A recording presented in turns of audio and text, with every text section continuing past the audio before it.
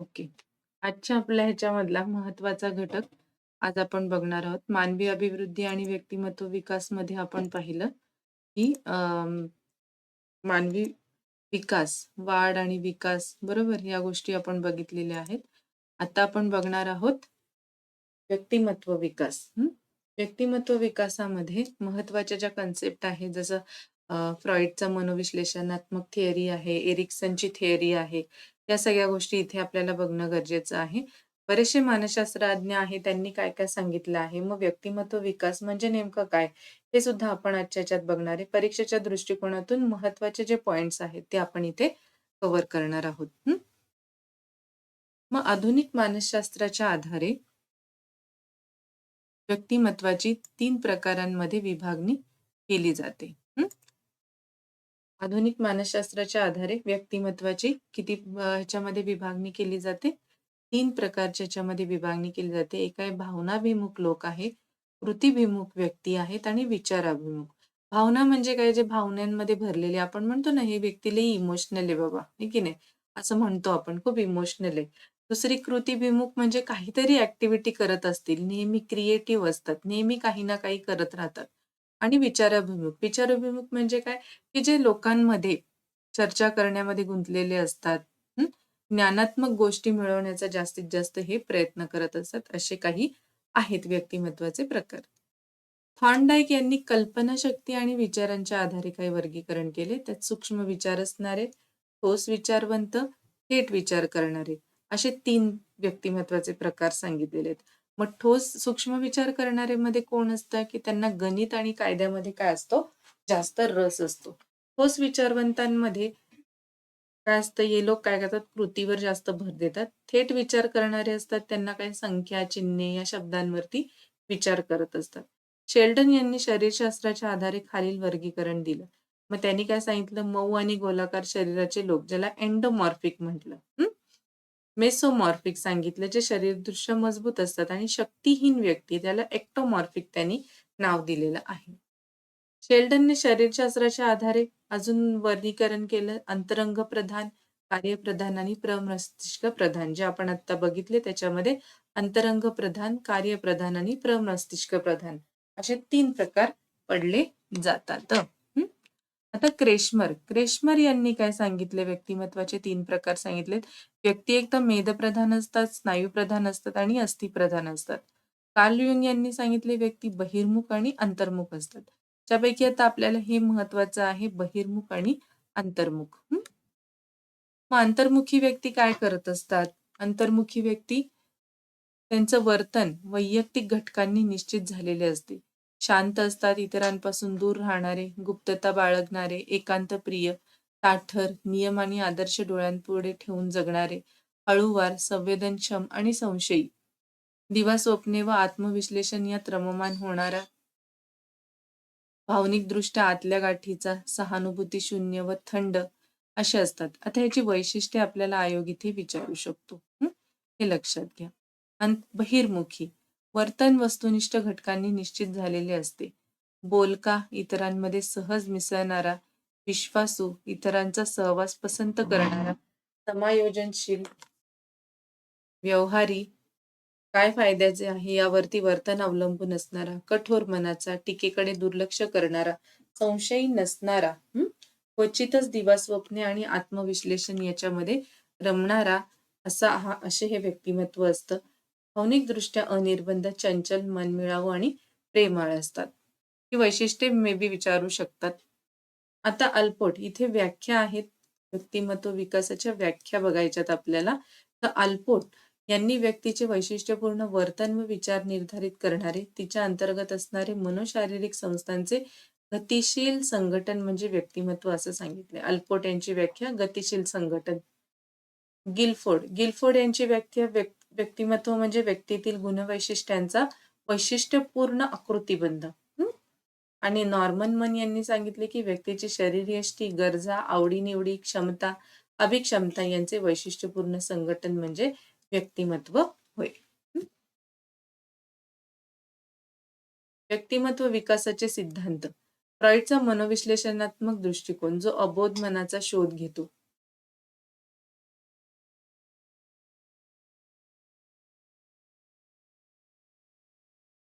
व्यक्तिमत्व विकासाच्या अवस्था. फ्रॉइड यांनी असे मत मांडले, की मूल मनोलैंगिक अवस्थांच्या शृंखलांमधून जात असताना व्यक्तिमत्वाचा विकास होत असतो.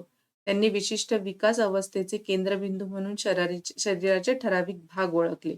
मग प्रत्येक मनोलैंगिक अवस्थेत ईद ईद काय आहे आपण बघू नंतर. आनंदशोधक ऊर्जा या त्या अवस्थेदरम्यान आनंदाच्या संवेदना उत्पन्न करणाऱ्या विशिष्ट शारीरिक भागांवरती लक्ष केंद्रित करतात. म्हणजे काय तर या लैंगिक भावना ज्या असतात जेव्हा बाळ जन्माला येतं तेव्हापासूनच या निर्माण झालेल्या असतात प्रत्येकाच्या ह्याच्यामध्ये. पण फक्त त्या एक्सप्रेस करण्याच्या ज्या पद्धती असतात किंवा त्या एक्सप्रेस करण्याच्या जे स्टेजेस असतात, पायऱ्या असतात, हे थोडक्यामध्ये फ्रॉइड यांनी सांगितलेलं आहे. प्रत्येक व्यक्तीचं कामोद्दीपक क्षेत्र असतं. इरोजिनस झोन याला असं म्हणतात. प्रत्येक मनोलैंगिक अवस्थेमध्ये ईद, अहम आणि पराअहम यांच्यामध्ये संघर्ष होत असतो. सुरुवातीच्या मनोलैंगिक अवस्थांदरम्यान सोडवले न गेलेले संघर्ष प्रौढ वयामध्ये किंवा मोठं झाल्यानंतर कुसमायोजन वर्तन ज्याला माल अडॅप्टिव्ह बिहेवियर असं आपण त्याला म्हणतो, हे निर्माण करू शकतात. या अवस्था म्हणजे काय आहेत मग? मुखावस्था आहे ज्याला ओरल स्टेज म्हणतात, गुदावस्था आहे ज्याला ॲनल स्टेज म्हणतात, शिश्नावस्था आहे ज्याला फॅलिक स्टेज म्हणतात, सुप्तावस्था आहे ज्याला लॅटेन्सी म्हणतात आणि लैंगिक अवस्था आहे ज्याला जेनायटल स्टेज म्हणतात. या 5 अवस्था सांगितलेल्या आहेत. आता फ्रॉइडच्या सगळ्या गोष्टींवरती प्रश्न विचारून झालेले आहेत. त्यातलं फक्त आता हे विचारायचं राहिलंय, की किती अवस्थांचा नियम फ्रॉइडने सांगितलेला आहे. तर 5 अवस्था आहेत हे लक्षात ठेवा. मनाचं विभाजन. फ्रॉइड यांनी मनाचं विभाजन सांगितलेलं आहे ज्यावेळेला त्यांनी व्यक्तिमत्व विकासाची विभागणी केली. फ्रॉइड यांची अशी धारणा होती, की मन हे 3 भागात विभागलेले आहे. एक आहे सबोध मन, बोधपूर्व मन, कॉन्शियस आणि अबोध अबोध अनकॉन्शियस मन. सबोध मन, कॉन्शियस माइंड. सबोध मन हा मनाचा सर्वात वरचा भाग आहे. व्यक्तीला अशा कोणत्याही वेळी दिलेली माहिती जिच्याविषयी व्यक्तीला जाणीव असते, अशा माहितीचा यामध्ये काय असतो? समावेश असतो. ही माहिती म्हणजे एखाद्या व्यक्तीचे त्या ठराविक वेळेतील तिच्या संवेदना, स्मृती, विचार, कल्पना, भावना हे सर्व असते, जिच्याविषयी ती जागरूक असते.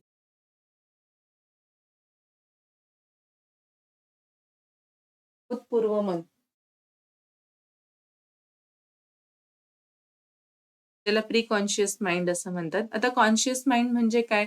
बघा आता तुमच्यात आणि माझ्यामध्ये जो संवाद चाललेला आहे, तुम्ही ऐकताय आणि मी बोलते. हं. तेव्हा तुम्ही जे ऐकताय, तुम्ही जे परसेप्शन घेताय, तुमच्या स्मृतींमध्ये काही गोष्टी जातात आहेत, म्हणजे तुमच्या डोक्यामध्ये काही गोष्टी जातात आहेत, तुमचे विचार त्या पद्धतीने होतात आहेत, बरोबर?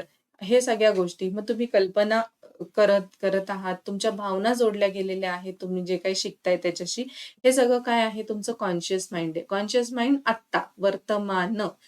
बोधपूर्व मन, प्री कॉन्शियस माइंड हा काय म्हणतो? तर हा काय आहे? तर बोधपूर्व मनामध्ये अशा कल्पना, भावना, प्रसंग, चिंता, धारणा, विचार यांचा समावेश असतो, ज्याच्याविषयी व्यक्ती वर्तमान अवस्थेत किंवा या क्षणी ॲट प्रेझेंट जागरूक नसते.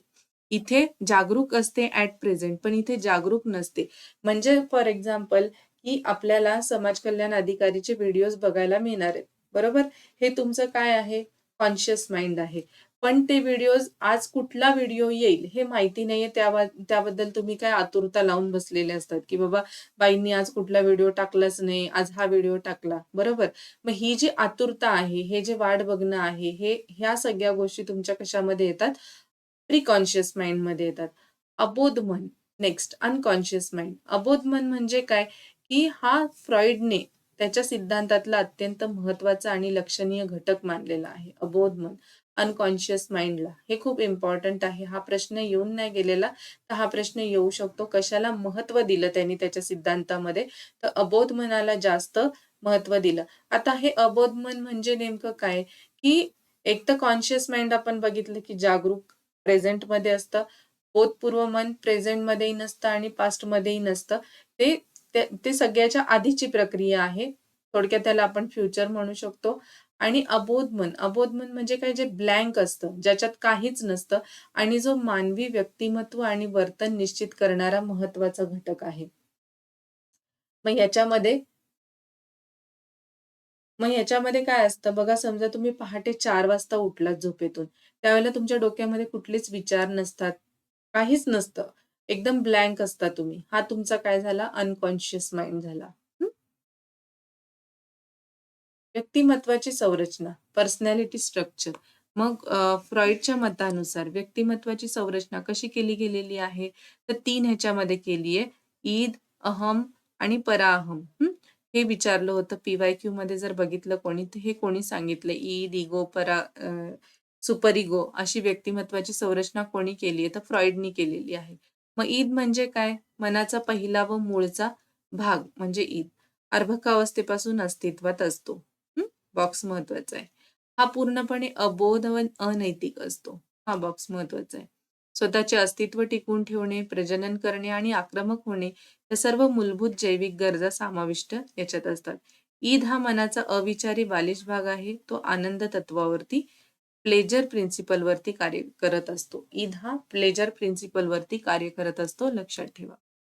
अहम व्यक्तिमत्वाचा दुसरा महत्वाचा भाग वास्तव हाताळण्यासाठी विकसित झालेला असतो. हा मनाचा अंशतः सबोध भाग आहे, ज्यामध्ये आपल्या उच्च बोधनिक क्षमता, तार्किकता, संवेदना, वैचारिक स्मृती, अध्ययन आणि तार्किक प्रक्रिया समाविष्ट असतात. हा भाग ईदचे अतार्किक, इलॉजिकल आणि अनैतिक विचार आणि सामाजिक बंधन यामधील काय करतो? उभयरोधकाचे, बफरचे काम करतो. अहम हा वास्तव तत्वावर कार्य करतो. Very important. पराअहम.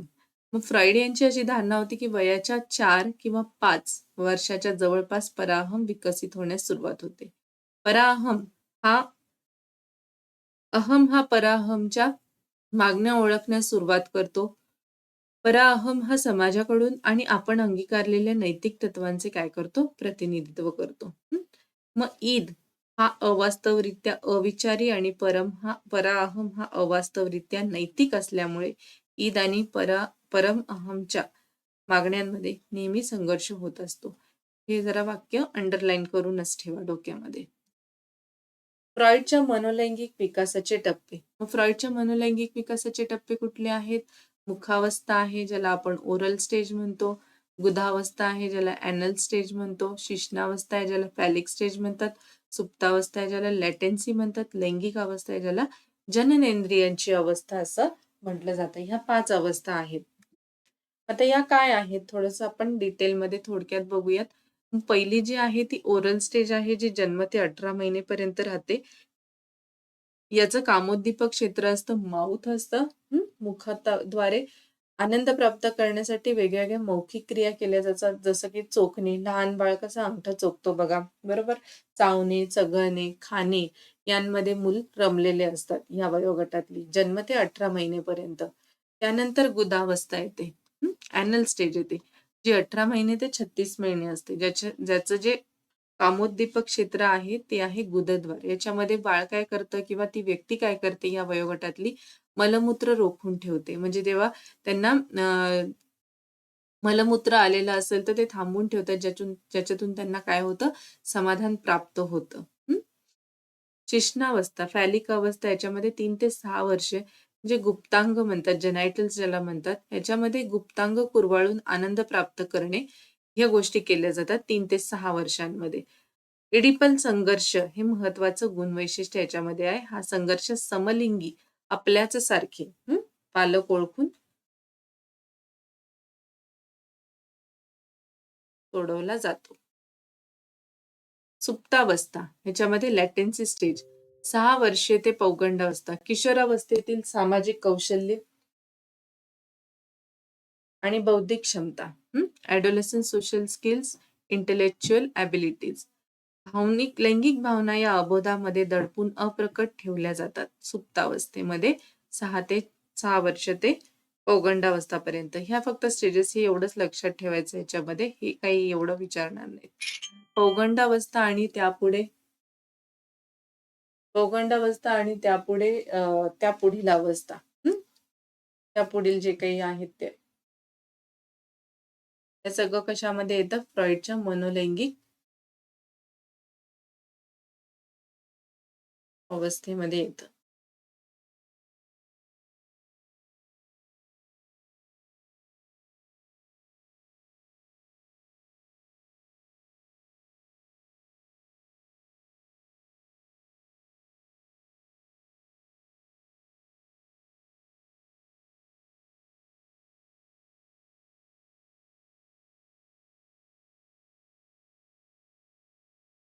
कार्ल युंग यांचा व्यक्तिमत्व सिद्धांत. कार्ल युंग यांचा व्यक्तिमत्व सिद्धांत काय सांगतो? तर हा वर्गतत्व दृष्टिकोनावरती आधारलेला आहे.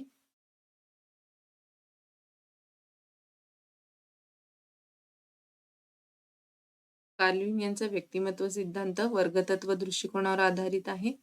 व्यक्तिमत्व सिद्धांतापैकी एक महत्वाचा सिद्धांत आहे. कार्ल युंग या स्विस मानसशास्त्रज्ञाने बोधात्मक गुणवैशिष्ट्यांच्या आधारे व्यक्तिमत्वाचे अंतर्मुखी आणि बहिर्मुखी असे वर्गीकरण केलेले आहे. अंतर्मुखी व्यक्ती या अंतर्गत घटकांनी प्रेरित होतात. या व्यक्ती लाजाळू, अबोल असतात. या व्यक्ती एकटे राहणे पसंत करतात. सामाजिक संपर्क टाळतात. बहिर्मुखी व्यक्ती या बाह्य घटकांनी प्रेरित होतात. अशा व्यक्ती समाजप्रिय असतात. त्यांना इतरांमध्ये मिसळायला आवडते व इतरांच्या नेहमी संपर्कात राहता येईल अशा प्रकारची कामे करायला त्यांना आवडते.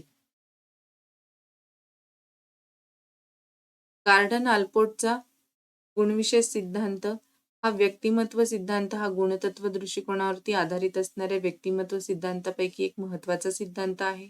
आल्पोर्ट या अमेरिकन मानसशास्त्रज्ञांनी व्यक्तिमत्वाचे वर्णन करणारे 18,000 शब्द शोधून काढले आणि त्या आधारे त्यांनी 3 प्रकारच्या गुणवैशिष्ट्यांचे स्पष्टीकरण दिले. मग आता हे गुणविशेष कुठले आहेत? एक आहे प्रधान गुणविशेष. याच्यामध्ये काय असतं की ज्याच्यामध्ये व्यक्तिमत्वातील अत्यंत प्रभावी गुणविशेष असतो. या गुणविशेषातून व्यक्तीची ओळख निर्माण होते. हा गुणविशेषाचा व्यक्तीच्या वर्तनावरती संपूर्ण जीवनभर काय असतो? प्रभाव पडतो. उदाहरणार्थ महात्मा गांधी आहेत, ज्यांचा अहिंसा हा गुणविशेष होता. मदर टेरेसा आहे, त्यांचा मानवतावाद हा गुणविशेष होता. किंवा नेपोलियन आहे, नेपोलियन बोनापार्ट आहे, त्यांचा महत्वाकांक्षा हा गुणविशेष होता. मध्यवर्ती गुणविशेष. या गुणवैशिष्ट्यामुळे व्यक्तीचे व्यक्तिमत्व निर्धारित होते.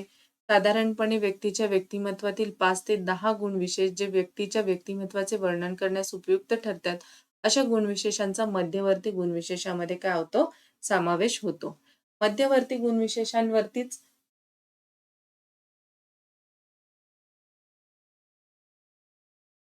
मध्यवर्ती गुणविशेषांवरतीच व्यक्तीचे व्यक्तिमत्व आधारलेले असते. उदाहरणार्थ संवेदनशीलता, समाजाभिमुखता, आत्मविश्वास, व्यासंग, प्रामाणिकपणा इत्यादी व्यक्तीच्या व्यक्तिमत्वातील मध्यवर्ती गुणविशेष आहेत. हे दुय्यम गुणविशेष. हे गुणविशेष केवळ विशिष्ट परिस्थितीत तात्पुरत्या स्वरूपाचे दिसून येतात.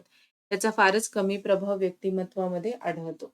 उदाहरणार्थ फार थोड्या समुदायापुढे बोलताना चिंता वाटणे, फार वेळ रांगेत तिष्ठत उभे राहिल्याने चिडचिड होणे इत्यादी व्यक्तिमत्वातील दुय्यम गुणविशेष होत. आता व्यक्तिमत्वाचा 5 घटक सिद्धांत खूप महत्वाचा आहे हा, ज्याला आपण ओसियन म्हणतो. कोणी सांगितलंय? रॉबर्ट मॅक्रेर आणि पॉल कोस्टा यांनी सांगितलेला आहे. हा कशावरती आधारित आहे? हा गुणतत्व दृष्टिकोनावरती आधारित आहे. आत्ताच आपण बघितला गुणतत्व दृष्टिकोन, त्याच्यावरतीच आधारित असलेला हा दुसरा एक व्यक्तिमत्व विकासाचा सिद्धांत आहे, ज्याला आपण म्हणतो व्यक्तिमत्वाचा 5 घटक सिद्धांत OCEAN. हा काय बघू आपण आता. अनुभवांचा मुक्त स्वीकार. ह्याला काय म्हणतात? Openness to experience. Openness to experience. अनुभवांचा मुक्त स्वीकार या गुणविशेषाला कलात्मक सौंदर्य, भावना, साहस, सर्जनशीलता, कल्पनाशक्ती, अनुभवांतील नाविन्य इत्यादी बाबींशी संबंध असतो. ज्या व्यक्तींमध्ये हा गुणविशेष जास्त प्रमाणात असतो अशा व्यक्ती सर्जनशील व मुक्त विचारांच्या दिसून येतात. हा गुणविशेष कमी प्रमाणात असणाऱ्या व्यक्ती कमी सर्जनशील असतात आणि त्या कलाबाबत संवेदनक्षम दिसून येतात. सद्सद विवेक बुद्धी. कन्सायन्शियसनेस. सद्सद विवेक बुद्धी या गुणविशेषाचा स्वयंनियंत्रण या घटकाशी संबंध असतो. स्वतःच्या आवेगांवरती नियंत्रण ठेवण्याशी आणि त्यांना दिशा देण्याची सद्सद विवेक बुद्धीचा संबंध असतो. फक्त हे बुलेट्स महत्वाचे आहेत आपल्यासाठी. ओपननेस टू एक्सपिरियन्सेस, अनुभवांचा मुक्त स्वीकार, सद्सद विवेक बुद्धी, बहिर्मुखता, एक्स्ट्रोवर्जन, बहिर्मुख असतात काही व्यक्ती, बरोबर. ज्या जास्त बहिर्मुख असतात त्या खूप बोलक्या असतात, उत्साही असतात, धैर्यशील असतात, समाजाभिमुख असतात. आपण मगाशीच बघितलं. आणि हा गुणविशेष कमी असणारे म्हणजे त्याच्या विरुद्ध असणारे अंतर्मुख पण ते तुमच्या OCN या थिअरीमध्ये येत नाहीत. ते ते कसे असतात? एकलकोंडे, भिडस्त या स्वभावाचे असतात. म्हणजे भित्र्या स्वभावाचे असतात थोडे. सहमती दर्शकता, ॲग्रीएबलनेस, ज्याला सहमती दर्शकता या गुणविशेषाचा इतरांशी मिळून मिसळून राहण्याशी आणि सामाजिक मेळ इत्यादी बाबींशी संबंधित असतो. काही लोक ज्याच्यामध्ये हे नसतं ते ह्याच्या अपोजिट असतात. सहमती कधीच दाखवत नाही. समोरच्या व्यक्तीला कधीच एक्सेप्ट करत नाहीत, ॲग्री करत नाहीत समोरच्या व्यक्तीशी. सतत त्याच्याशी वाद घालणं, बरोबर? आर्ग्युमेंट करणं, तुम्ही हे शिकवताय ते आम्हाला पटत नाहीये. तुम्ही हे सांगताय ते चुकीचं सांगताय, हे असं कसं सांगता? अशा गोष्टी करणारी लोकं बरीचशी असतात. हे काय आहे? ॲग्रीएबलनेस. चेतापदशीलता, न्यूरोटिसिझम याच्यामध्ये चीड, चिंता, खिन्नता इत्यादी नकारात्मक भावना अनुभवण्याशी संबंध असतो. चेतापदशीलता जर आलं, न्यूरोटिसिझम आलं, की हे आपल्या चेताशी रिलेटेड आहे, ज्याच्यामध्ये जास्त करून व्यक्ती तणावमुक्त वातावरणामध्ये तणावयुक्त वातावरणामध्ये राहत असते. हं? हे व्यक्तिमत्व आहे. आणि ज्याच्यामध्ये हे सगळं नसतं, हे गुणविशेष कमी प्रमाणात असतात. ती व्यक्ती संयमी असते, स्थिर असते आणि शांत आणि समाधानी असते. पण ज्याच्यामध्ये हे जास्त प्रकारे हा गुणविशेष असतो, त्याच्यामध्ये चिडचिड असते, अ, खिन्नता असते, चिंता असते, बऱ्याचशा नकारात्मक भावना अनुभवण्यावरती ह्यांचा जोर असतो. अब्राहम मॅस्लो यांची स्ववास्तविकीकरण. अब्राहम मॅस्लो यांचं स्ववास्तविकीकरण आहे, ज्याच्यामध्ये त्यांनी काय सांगितले? सेल्फ ॲक्च्युअलायझिंग. हा प्रश्न येऊन गेलेला आहे PYQ मध्ये. सेल्फ ॲक्च्युअलायझेशन. मॅस्लो यांनी त्यांचा सिद्धांत हा समस्याग्रस्त चिकित्सालयीन रुग्णांऐवजी निरोगी व सृजनशील व्यक्तींच्या आधारावर विकसित केला. त्यांनी असे मत मांडले की आपण आपल्या गरजांच्या एका श्रेणीद्वारे प्रेरित होत असतो. प्रथम आपण आपल्या शारीरिक गरजांचे समाधान करून घेण्यास प्रेरित असतो, ज्यानंतर सुरक्षाविषयक गरजा, नंतर प्रेम किंवा हक्कविषयक गरजा आणि नंतर स्वमूल्य, शेवटी स्ववास्तविकीकरण आणि स्वउत्कृष्टता ह्या सगळ्या गोष्टी ह्याच्यामध्ये येत असतात. म्हणजे स्वशी रिलेटेड सगळं जे आहे ते अब्राहम मॅस्लो यांनी सांगितलंय. मग स्ववास्तविकीकरणाचा सिद्धांत कोणी सांगितला? तर अब्राहम मॅस्लो यांनी सांगितला. बघा, स्ववास्तविकीकरण आपण इथे ठेवतो. सेल्फ ॲक्च्युअलायझेशन ज्याला म्हणतो आपण सेल्फ रिअलायझेशन वेगळे, सेल्फ ॲक्च्युअलायझेशन वेगळे आणि इथे आपण आपल्या काय करतो? फिजिकल नीड्स इथे ठेवतो आपण. म्हणजे ह्याला प्रायोरिटी देतो, ह्याला कमी देतो. इथे कमी दिसतंय ना, हा पिरॅमिडच आहे त्यांच्या ह्याचं सेल्फ ॲक्च्युअलायझेशनचा. आता एरिक्सनचा मनोसामाजिक सिद्धांत हा महत्वाचा सिद्धांत आहे आपल्यासाठी. त्यांनी काय केलं? मानसिक प्रेरक शक्तींच्या दृष्टिकोनासाठी मनोविश्लेषणात्मक सिद्धांतामध्ये काय केल्या? सुधारणा केल्या आणि त्याला एक व्यापक स्वरूप दिलं. ज्यामध्ये त्यांनी व्यक्तीच्या इतर व्यक्तींच्या बरोबर होणाऱ्या सामाजिक परस्पर क्रियांवर अधिक भर दिला. एरिक्सनच्या मताप्रमाणे व्यक्तीच्या विकासाची प्रक्रिया आयुष्याच्या 8 अवस्थांमधून पुढे जाते. या अवस्था विशिष्ट साच्यातून निर्माण होतात. तसेच या अवस्था सर्व व्यक्तींमध्ये समानच असतात. या अवस्थांना एरिक्सनने 8 प्रकारचे पेच प्रसंग किंवा संघर्ष असं म्हटलं. जे प्रत्येक व्यक्ती अनुभवते. व्यक्तीला तिच्या व्यक्तिमत्वातील पेच प्रसंग सोडवावेच लागतात. हे करत असतानाच व्यक्तीला स्वचा शोध, स्व ओळख होण्याच्या समस्येचे निराकरण व स्वचा विकास होतो. यामध्ये समाजाच्या स्वरूपाचा गोषवारा असतो. कारण एरिक्सनच्या मते व्यक्तीच्या संपूर्ण जीवनभर तिचा व्यक्तिमत्व विकास होत असतो आणि त्याच्यावरती सामाजिक आणि सांस्कृतिक घटकांचा प्रभाव असतो. मनोसामाजिक विकासाच्या अवस्था. एरिक्सन यांनी मनोसामाजिक उपपत्तीतील 8 अवस्था सांगितलेल्या आहेत, ज्याच्यामध्ये विकासात्मक अवस्था आहे, जन्म ते 1 वर्षापर्यंतची आहे, ज्याच्यात मूलभूत विश्वास विरुद्ध अविश्वास असतं.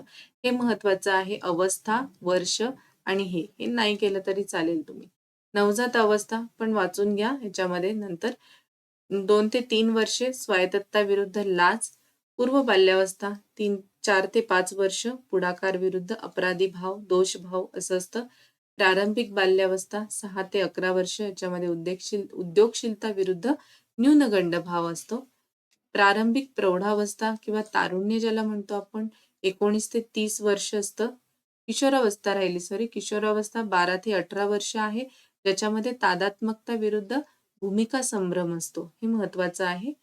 प्रारंभिक प्रौढावस्था ज्याच्यात तारुण्य असतं 19 ते 30 वर्ष आहे, ज्याच्यामध्ये जवळीकता विरुद्ध अलगपणा ही भावना असते.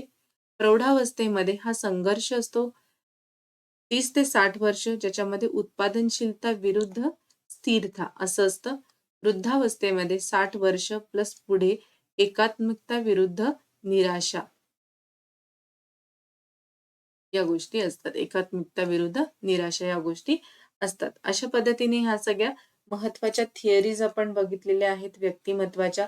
त्याच्यानंतर बरेच गोष्टी आहेत, जसं की अध्ययन उपपत्ती आहे तुमची, बरोबर?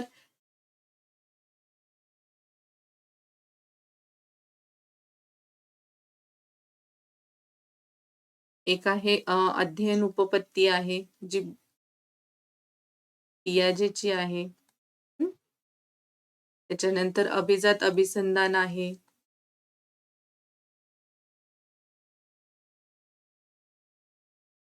हे अध्ययनाचे प्रकार आहेत सगळे. अध्ययन आहे, व्यक्तिमत्त्वाच्या ह्याच्यावरती परिणाम करतात. पॅव्लॉवचा सिद्धांत आहे.